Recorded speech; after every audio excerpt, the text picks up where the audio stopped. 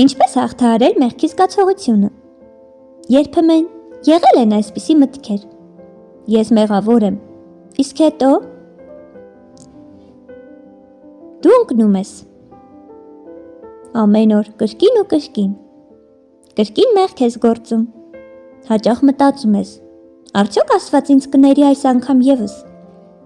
կամ ես արժանի չեմ նրան մոտենալու, բայց հենց այդ պահին է, որ Քրիստոսի խաչը խոսում է, ես եկել եմ ոչ թե արդարների, այլ մեղավորների համար։ Մեղքի զգացողությունը սրբություն է սկսելու տեղը,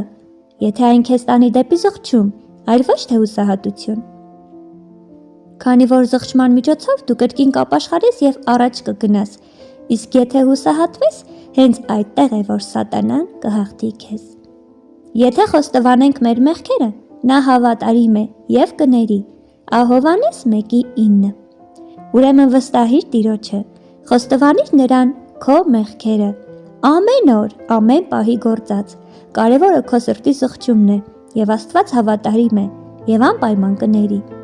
Քրիստոսը քեզ երբեք չի մերժում, նա քեզ սպասում է միշտ բաց գրկով։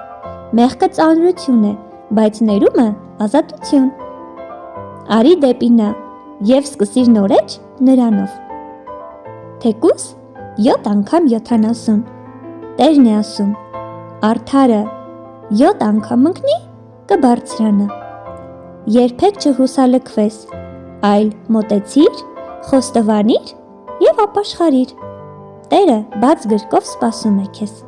երբեք չհուսահատվես ու չկասկածես նրա սիրո վրա։ Եթե այս տեսանյութով Աստված խոսեց քեզ հետ, ապա բաժանորդագրվիր իմ ալիքին։